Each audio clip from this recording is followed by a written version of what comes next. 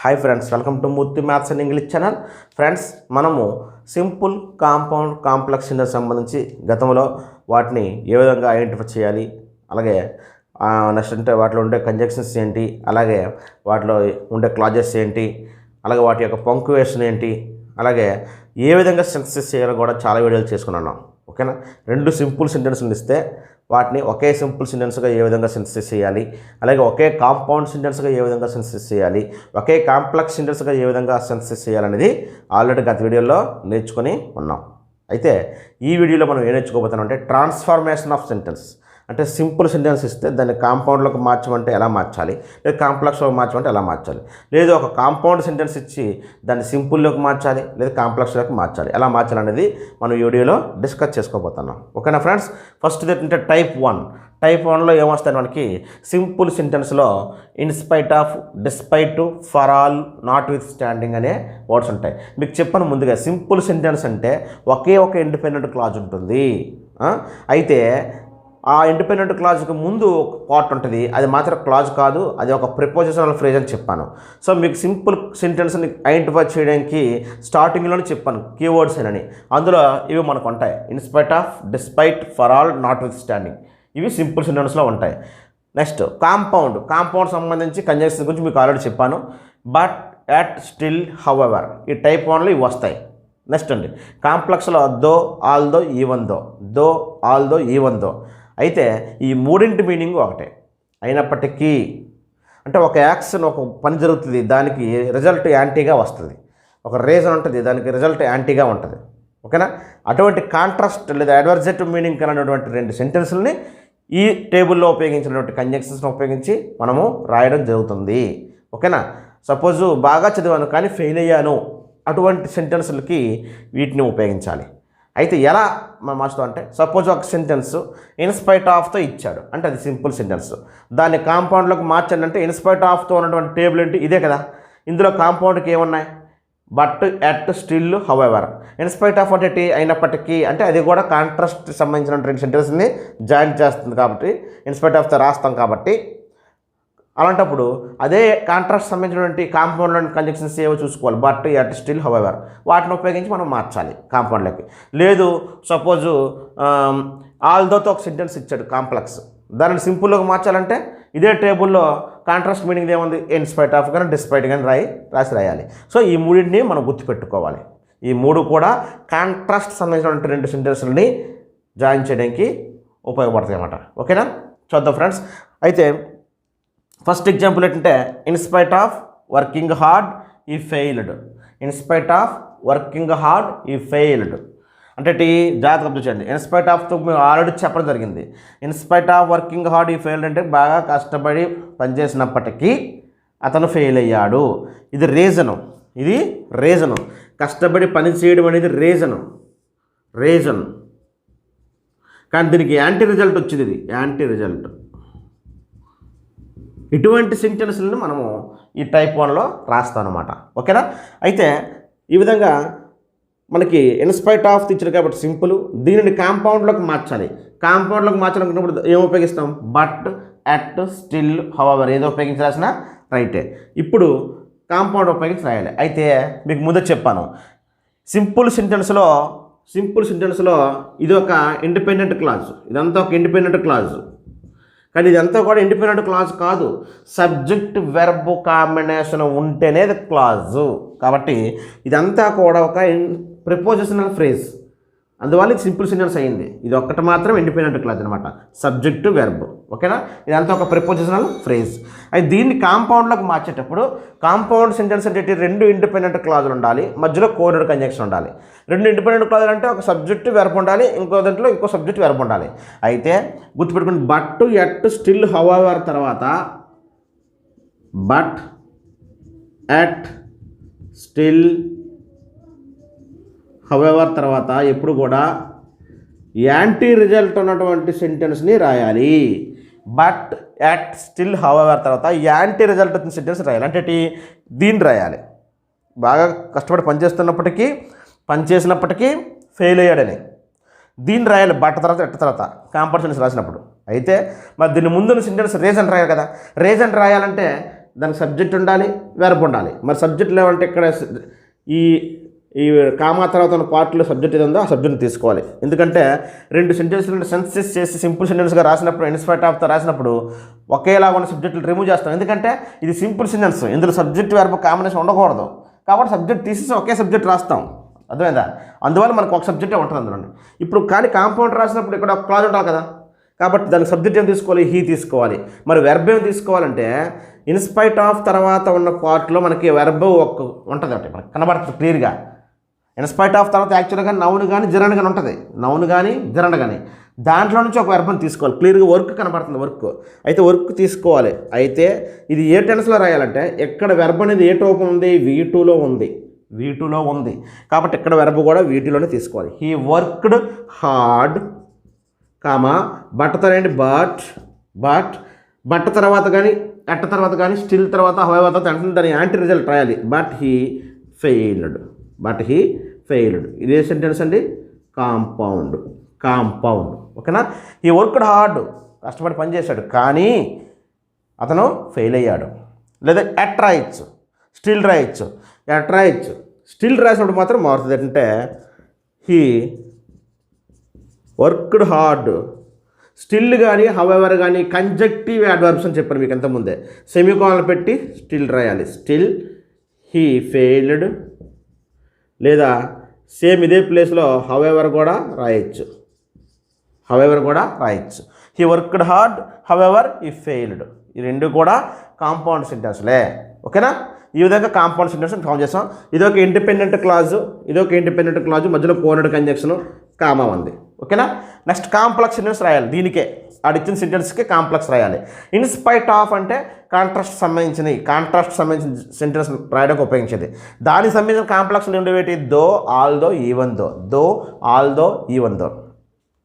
ఇప్పుడు దీన్ని కాంప్లెక్స్లోకి రాయాలి. జాగ్రత్త పెట్టుకోండి. దో కానీ ఆల్దో కానీ ఈవెన్ దో కానీ వీటి తర్వాత ఎప్పుడు కూడా రీజన్ లేదా మెయిన్ యాక్షన్ సెంటెన్స్ ఉండాలి. బట్ ఎట్ స్టిల్ హౌఎవర్ తర్వాత యాంటీ రిజల్ట్ ఉన్న సెంటెన్స్ రాయాలి. దో, ఆల్దో, ఈవెన్ దో అలాగే ఇన్స్పైట్ ఆఫ్తో ఉన్న పార్ట్లో మాత్రం రీజన్ ఉన్న సెంటెన్స్ రాయాలి. ఓకేనా? ఇప్పుడు దోతో స్టార్ట్ చేద్దాం. దో, దీనికి వెంటనే రీజన్ ఉన్న సెంటెన్స్ దో. దీనికి కూడా ఇప్పుడు కాంప్లెక్స్ సెంటెన్స్ అనేసరికి సబార్డినేట్ కంజంక్షన్ పక్కన సబ్జెక్ట్ వెర్బ్ ఉండాలి, అంతేనా? సబ్జెక్ట్ వెర్బ్ ఉండాలి కదా. మరి ఈ సెంటెన్స్కి సబ్జెక్ట్ లేదు కదా, అప్పుడు ఏం తీసుకోవాలి, ఈ సబ్జెక్ట్లో తీసుకోవాలి. దో, హీ. మళ్ళీ సేమ్ ఇందులోనే ఒక వెర్బ్ని తీసుకోండి. ఇక్కడ వీటిలో ఉంది కాబట్టి దీన్ని కూడా వీటిలో రాయాలి. Though he worked hard comma he failed. Complex sentence గుర్తుపెట్టుకోండి. దోతోని, ఆల్దోతోని, ఈవెన్ దోతో మెయిన్ రీజన్ లేదా మెయిన్ యాక్షన్ తీసుకోవాలి. కామా పెట్టి తర్వాత యాంటీ రిజల్ట్ రాయాలి, చివరిలో యాంటీ రిజల్ట్ రాయాలి. కానీ బట్ ఎట్ స్టిల్ తర్వాత యాంటీ రిజల్ట్ రాయాలి. గుర్తుపెట్టుకోండి అక్కడ రాసిన బోర్డు మీద. ఓకేనా? దో, ఆల్దో అలాగే ఇన్స్పైట్ ఆఫ్ ఉన్న పార్ట్లు ఇప్పుడు కూడా రీజన్ ఉన్న మీనింగ్ ఉండాలి, రీజన్ ఉన్నది. అయితే కాంప్లెక్స్ సెంటెన్స్లో సబ్జెక్ట్ వెర్బ్ ఉండాలి కాబట్టి మరి రెండో సెంటెన్స్లో ఉన్నటువంటి సబ్జెక్ట్గా తీసుకున్నాము. అలాగే ఈ ఇన్స్పైట్ ఆఫ్ ఉన్న పార్ట్లో ఒక వెర్బ్ని తీసుకున్నాము. ఇక్కడ వెర్బ్ వీటిలో ఉంది కాబట్టి ఇక్కడ వీటి తీసుకున్నాము. దో హీ వర్క్డ్ హార్డ్ ఈ ఫెయిల్డ్, కష్టపడినప్పటికీ ఫెయిల్ అయ్యాడు అని. దో బదులుగా ఆల్దో తీసుకోవచ్చు, ఈవెదో తీసుకోవచ్చు. అయితే ఒకసారి ఈ యాంటీ రిజల్ట్ సెంటెన్స్ ఇటువైపు వస్తుందండి. హీ ఫెయిల్డ్ మధ్యలో దో వస్తుంది. Though he worked hard. అయితే మధ్యలో సబార్డినేట్ కంజంక్షన్తో రాసినప్పుడు ఇక్కడ కామా పెడితే తప్పు, కామా రాకూడదు. ఓకేనా? స్టార్టింగ్లో సబార్డినేట్ కంజంక్షన్ రాసినప్పుడు మాత్రమే కామా వస్తుంది. సో ఈ రెండు కూడా కాంప్లెక్స్ సెంటెన్స్లే. ఈ విధంగా ఒక సింపుల్ సెంటెన్స్ ఇస్తే కాంపౌండ్లోకి మార్చాము, కాంప్లెక్స్లోకి మార్చాము. ఇప్పుడు మనకి దాని యొక్క మీనింగ్ తెలియాలి. అది దేనికి సంబంధించింది, టైప్ 1 సంబంధించింది, కాంట్రాస్ట్ మీనింగ్ కలిగింది. ఓకేనా? ఈ విధంగా మార్చడం జరిగింది ఫ్రెండ్స్. గుర్తుపెట్టుకోండి. బట్ ఎట్ స్టిల్ హౌఎవర్ తర్వాత యాంటీ రిజల్ట్ ఉన్న పార్ట్ని రాయాలి. Though, although, even though, in spite of ఉన్న పార్ట్లో మెయిన్ రీజన్ లేదా మెయిన్ యాక్షన్ సంబంధించిన సెంటెన్స్ ఉండాలి. ఓకేనా? నెక్స్ట్ ఎగ్జాంపుల్కి వెళ్దాం friends. Next example friends, he works hard though is ill. ఇదే సెంటెన్స్ అండి, దోతో ఉంది. దో ఆల్ దో ఈవెన్ దో వస్తే కాంప్లెక్స్ సెంటెన్స్. ఓకేనా. నెక్స్ట్ ఏంటంటే నెక్స్ట్ రెండు కూడా కాంట్రాస్ట్ కలిగినటువంటి సెంటెన్స్లు. అంటే ఈ వర్క్స్ హార్డ్ కన్నా ఈజ్ వర్కింగ్ హార్డ్ అని రాద్దాం. Is working hard.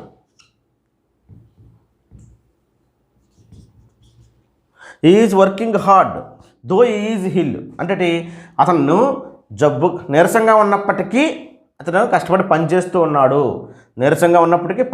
కష్టపడి. నీరసంగా ఉంటే ఎవరు పని చేయరు, కానీ దానికి యాంటీగా అక్కడ రిజల్ట్ వచ్చింది, కానీ పనిచేస్తున్నాడు. సో ఇది మెయిన్ రీజన్. దానికి యాంటీ రిజల్ట్ ఇది అనమాట, యాంటీ రిజల్ట్. ఓకేనా. ఎప్పుడు కూడా దో ఆల్ దోతో ఉన్నటువంటి సెంటెన్స్లో మీకు ఇందాక చెప్పాను, ఇన్స్పైట్ ఆఫ్తో కానీ దోతో కానీ ఆల్ దోతో ఉన్న పార్ట్లో రీజన్ కానీ మెయిన్ యాక్షన్ సెంటెన్స్ ఉంటుంది, మిగతాది యాంటీ రిజల్ట్ ఉంటుంది. ఓకేనా. ఇప్పుడు ఈ కాంప్లెక్స్ సెంటెన్స్ని ముందు కాంపౌండ్గా రాద్దాం. So though although even though అంటే వచ్చిన టైప్ 1 టేబుల్లో కాంపౌండ్కి ఏమన్నాయి? But, yet, still, however వాటిని ఉపయోగించి రాద్దాం. సో బట్ ఉపయోగించి రాయాలంటే ముందు ఏం రాయాలి? బట్ తర్వాత యాంటీ రిజల్ట్ రాయాలి, రీజన్ దాని ముందు రాయాలి. Is ill, but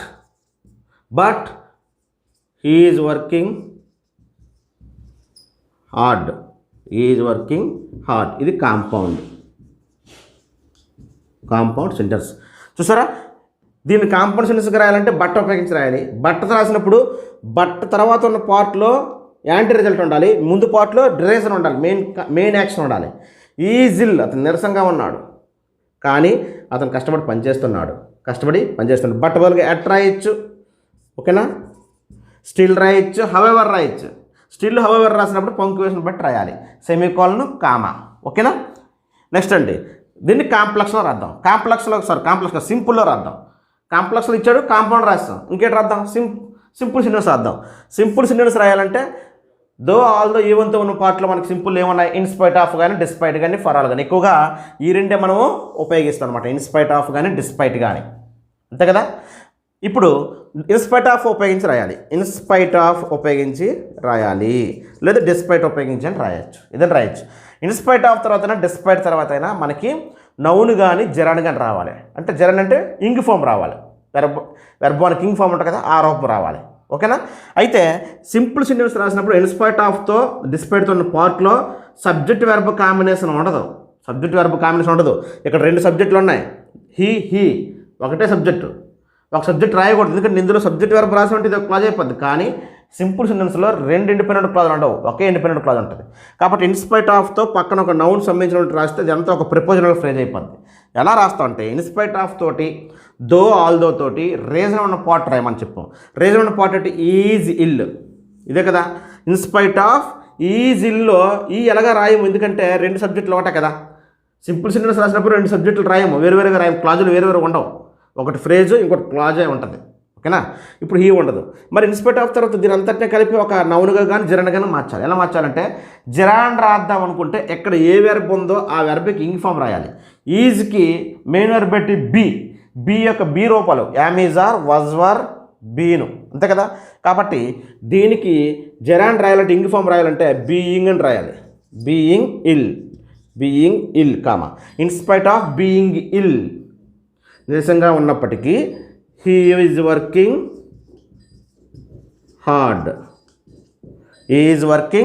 hard. ఓకేనా. నీరసంగా ఉన్నప్పటికీ అతను కష్టపడి పనిచేస్తున్నాడని రాయడం. ఓకేనా ఫ్రెండ్స్. ఇప్పుడు జాగ్రత్త చూడండి, దీనినే మనం ఇంకోలా కూడా రాయొచ్చు. అంటే ఇక్కడ జెరాన్ రాసాం, కానీ డైరెక్ట్గా నౌన్ రాయొచ్చు. ఎలా రాయొచ్చు అంటే ఇల్లు ఉంది కదా, ఇల్లు అనేది ఇక్కడ యాడ్జెక్టివ్. ఇది దేని గురించి మాట్లాడుతుంది? అతని గురించి, సబ్జెక్ట్ గురించి మాట్లాడుతుంది కాబట్టి యాడ్జెక్టివ్. దానిని మనం ఒక నౌన్గా మార్చవచ్చు. Illness, in spite of his illness అని రాయొచ్చు. His illness comma he is working hard. ఈ 2 కూడా కాంప్లెక్స్ సెంటెన్స్లే అవుతాయి. కాంప్లెక్స్ సెంటెన్స్లో అవుతాయండి. ఈ విధంగా అంటే ఇన్స్పైట్ ఆఫ్ తర్వాత జెరాండ్ రాయాలనుకుంటే ఇక్కడ ఉన్న వెర్బ్కి ఇంగ్ ఫామ్ పెట్టండి. అందుకే ఇందాక మనం ఇన్స్పైట్ ఆఫ్ వర్కింగ్ హార్డ్ అని వచ్చింది.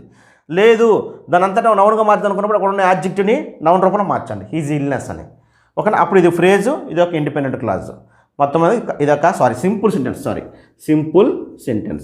సెంటెన్స్. ఓకేనా ఫ్రెండ్స్, నెక్స్ట్ ఎగ్జాంపుల్లోకి వెళ్దాం friends. Next example friends, is wealthy but is unhappy. అతను ధనవంతుడు కానీ హ్యాపీగా లేడు. ఓకేనా, ఇది బట్తో ఉంది కాబట్టి ఇది ఏ సెంటెన్స్ అవుతుంది మనకి? కాంపౌండ్ అవుతుంది అనమాట. కాంపౌండ్. లేదంటే మధ్యలో కంజంక్షన్ ఉండి ముందు కామా ఉందంటే ఇది కాంపౌండ్ సెంటెన్స్ అని గతంలోనే మీకు పంక్చుయేషన్ ప్రకారంగా చెప్పడం జరిగింది. ఈ కాంపౌండ్ని మనము కాంప్లెక్స్లోకి రాయాలి, సింపుల్లోకి రాయాలి. కాంప్లెక్స్లోకి రాయాల్సింది బట్ అంటే కాంట్రాస్ట్ సంబంధించినటువంటి మీనింగ్స్ అంటే బట్ తర్వాత ఉన్నది ఇప్పుడు కూడా ఏమవుద్ది? యాంటీ రిజల్ట్ అని చెప్పాను. యాంటీ రిజల్ట్ ఇది మెయిన్ రీజన్ అనమాట. ఇది రీజన్ ఉన్న సెంటెన్స్, మెయిన్ యాక్సెస్ సెంటెన్స్. ఓకేనా, ఇప్పుడు దీనికి కాంప్లెక్స్లో రాయాలంటే బట్ ఎట్ హౌఎవర్తో ఉన్నటువంటి టేబుల్లో టైప్ 1లో మన కాంప్లెక్స్లో కాంట్రాస్ట్ సంబంధం ఉన్నాయి. దో, ఆల్ దో, ఏ ఉందో ఏదో ఉపయోగించి రాసిన రైటే. ఓకేనా, ఇప్పుడు దీన్ని దో ఉపయోగించి రాద్దాం. దో ఉపయోగించి రాసినప్పుడు దీని తర్వాత దో తర్వాత ఆల్ దో తర్వాత ఏ ఉందో తర్వాత మెయిన్ రీజన్ లేదా మెయిన్ యాక్షన్ సెంటెన్స్ రాస్తాం. యాంటీ రిజల్ట్ రాయకూడదు. ఓకేనా, కాబట్టి మెయిన్ యాక్షన్ ఏంటి? ఇది కదా, though is wealthy is unhappy. ఓకేనా, ఇది కాంప్లెక్స్. లేదా ఆల్దో ఈజ్ వెల్దీ అంటే అతను ధనవంతుడు అయినప్పటికీ అతను అన్హ్యాపీగా ఉన్నాడు, హ్యాపీగా వెళ్ళాడని అర్థం. సో బట్టలాగా రాయము కాంప్లెక్స్ రాసినప్పుడు, ఎందుకంటే ఇది కాంపౌండ్ సంబంధించిన సెంటెన్స్. సో ఇది ఒక సబార్డినేట్ కంజంక్షన్తో రాసాం కాబట్టి డిపెండెంట్ క్లాజు, ఇది ఒక ఇండిపెండెంట్ క్లాజ్ కాబట్టి కాంప్లెక్స్ అయింది. ఇప్పుడు ఇదే సెంటెన్స్ని సింపుల్ సెంటెన్స్లోకి రాద్దాం. సింపుల్ రాయాలంటే ఈ సెంటెన్స్ని సింపుల్లోకి రాయాలి. బట్ ఎట్ స్టిల్ హౌఎవర్ అంటే కాంట్రాస్ట్ సంబంధించింది. ఆ కాంట్రాస్ట్ సంబంధించిన టైప్ 1లో సింపుల్ ఏం రాయాలి? ఇన్స్పైట్ ఆఫ్ కానీ, డిస్పైట్ కానీ, ఫర్ ఆల్ కానీ రాయొచ్చు. అయితే ఎక్కువగా ఆ రెండు ఉపయోగిస్తాం కాబట్టి చెప్తున్నాం. అయితే ఇప్పుడు ఇన్స్పైట్ ఆఫ్తో రాయాలంటే మీకు ముందే చెప్పాను, ఇన్స్పైట్ ఆఫ్ పక్కన నౌన్ కానీ జెరాండ్ కానీ ఉండాలి. వెర్బోన్ ఐఎన్జీ కానీ ఒక నౌన్ కానీ రాయాలి. ఓకేనా, అయితే ఇన్స్పైట్ ఆఫ్తో కానీ దోతో కానీ ఇప్పుడు కూడా రీజన్ ఉన్న పార్ట్నే మనం రాసుకోవాలి.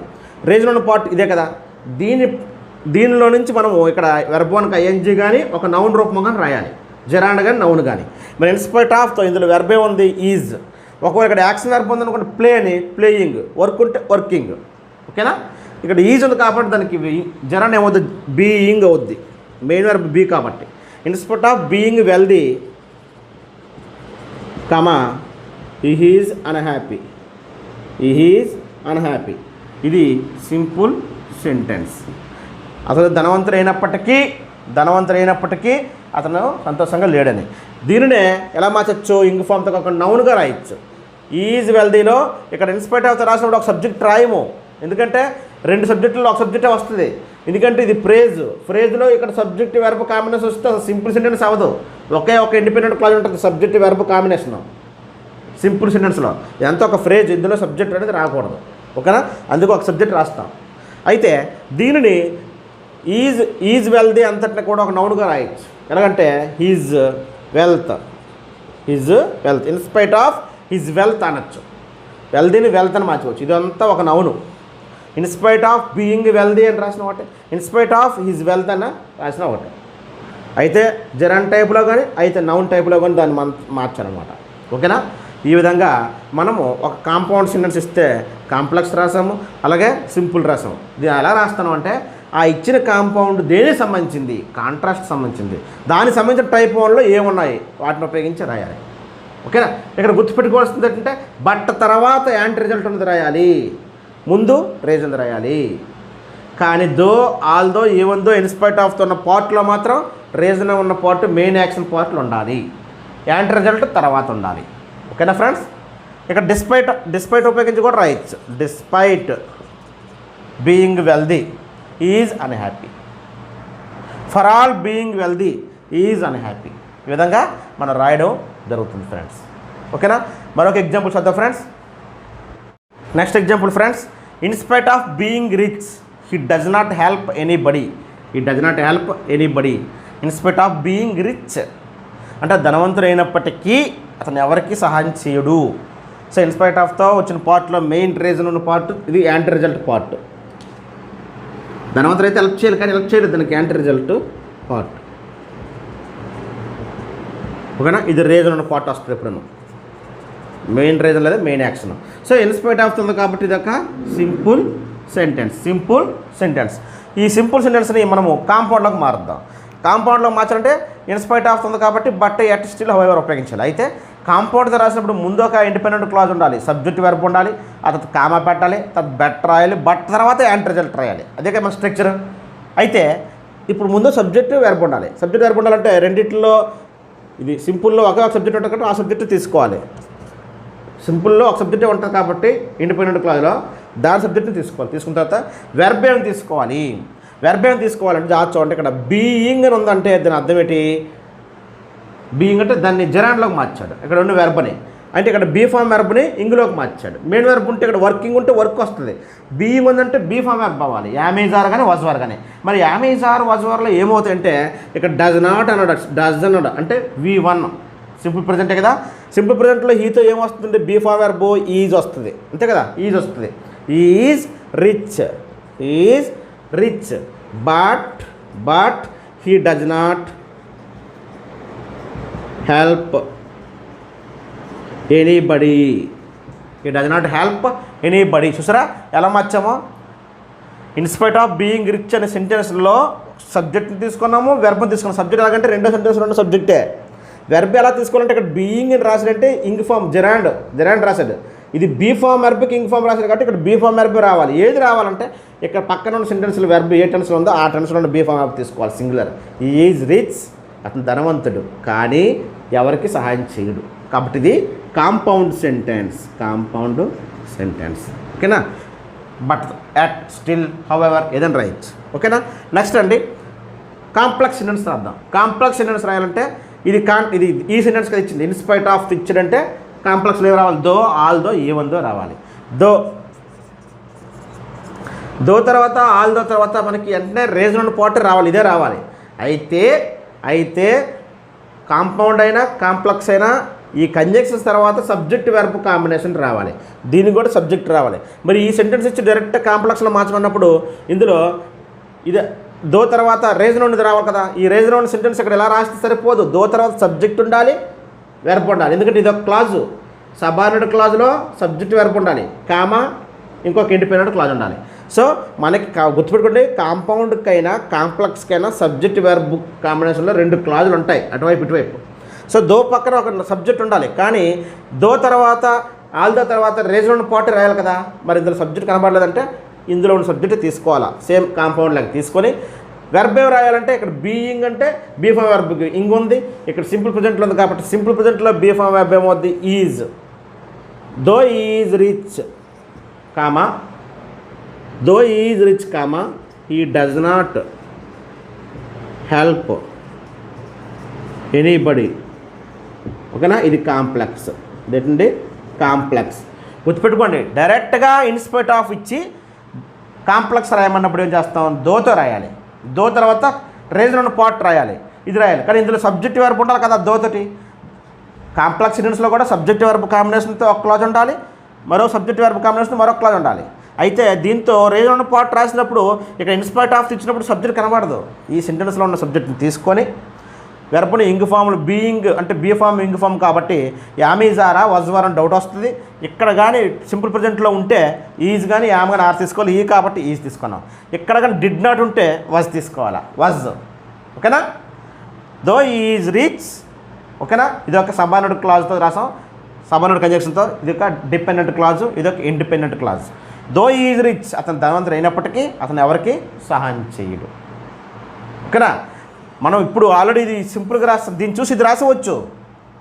కాకపోతే డైరెక్ట్గా కాంప్లెక్స్లోగా మార్చమన్నప్పుడు దోతో రాయాలి, దో పక్కన రీజన్ ఉన్నది రాయాలి, ఆ రీజన్ ఉన్న దాంట్లో సబ్జెక్ట్ వెర్బ్ ఉండాలి, సబ్జెక్ట్ వెర్బ్ను ఈ సెంటెన్స్ని తీసుకోవాలి, జెరాండ్ నుంచి ఈజ్ రాయాలి.